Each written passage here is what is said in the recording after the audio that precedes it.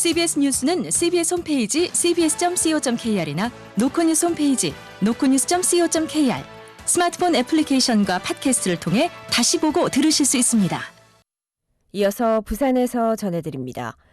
부산 지역의 4월 취업자 수가 1년 전보다 3만 명 늘어나 2년 만에 최대 증가폭을 기록했습니다. 하지만 빠르게 늙어가는 부산의 현실을 반영하듯 노인층 취업이 대폭 늘었고 자영업자 수도 역대 최저치를 기록해 내용 면에서는 낙제점인 것으로 나타났습니다. 김혜경 기자가 보도합니다.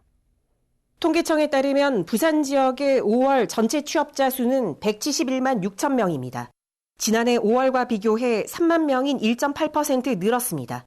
부산은 3월 12,000명, 4월 2만 1,000명 등 석 달 연속 취업자 수가 늘고 있습니다.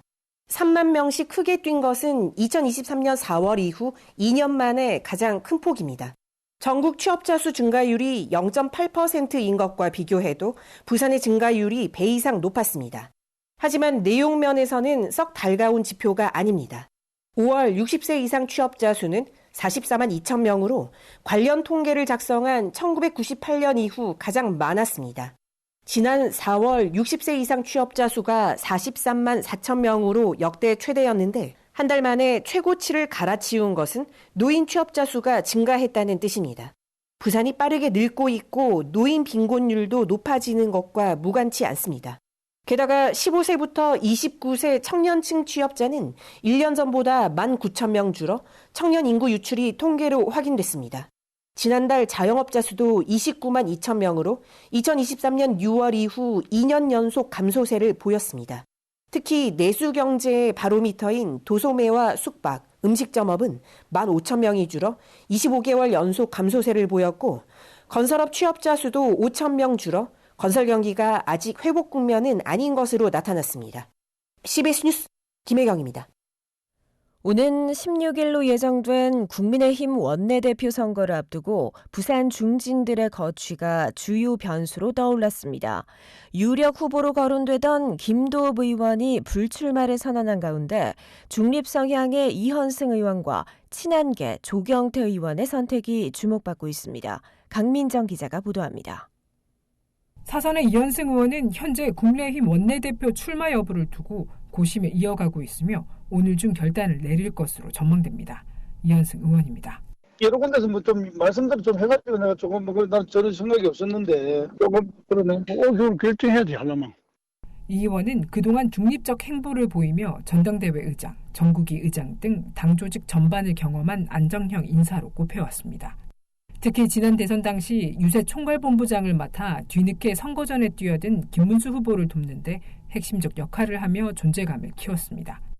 육선 조경태 의원은 원내대표 경선에는 참여하지 않겠다는 입장이지만 당에서 추대를 결정할 경우 원내대표직을 맡을 의사를 내비친 상태입니다. 조경태 의원입니다. 합의 추대 형식으로 만약에 좀 분위기가 들어간다면은 그때는 좀 내가 필요로 하면 나를 써라 이거죠. 반면 당초 유력 주자로 평가받던 김도읍 의원은 불출마를 선언하면서 중진 카드가 다시 재편되고 있습니다. 이런 가운데 삼선의 친한계 김성원 의원, 친윤계 송원석 의원이 출마를 공식화하면서 본격적인 선거전이 시작됐습니다. 중진들의 결단이 국민의힘 쇄신 리더십 향방을 가를 중요한 분기점이 되고 있습니다. CBS 뉴스 강민정입니다. 2029년 개교를 목표로 추진 중인 금융 전문 부산 자율형 사립고 부지로 남구가 최종 낙점됐습니다. 부산시와 교육청, 한국거래소, 부산은행으로 꾸려진 부지선정위원회는 지자체 공모를 받아 입지와 매입 비용, 설립 취지 등을 평가한 결과 학교 부지로 남구 용호동을 선정했습니다.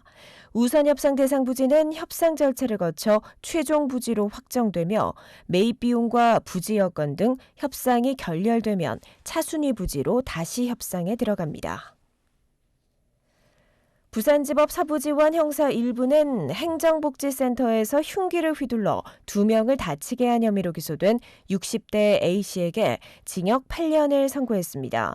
A씨는 지난 1월 24일 사상구의 한 행정복지센터에서 직원 등 2명에게 흉기를 휘둘러 살해하려 한 혐의로 재판에 넘겨졌습니다.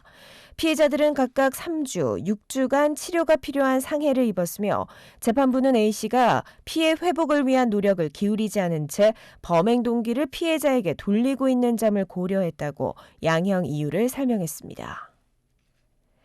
정부가 가덕도 신공항 부지 조성과 관련해 공사 기간을 84개월에서 108개월로 늘려야 한다고 주장한 현대건설의 기본 설계안에 대해 타당하지 않다는 결론을 내렸습니다. 날씨입니다. 부산은 내일 새벽부터 모레 저녁까지 30에서 80mm의 비가 내리겠습니다. 낮 기온은 24도까지 오르겠지만 바람이 강하게 불면서 체감 온도는 더 낮겠습니다.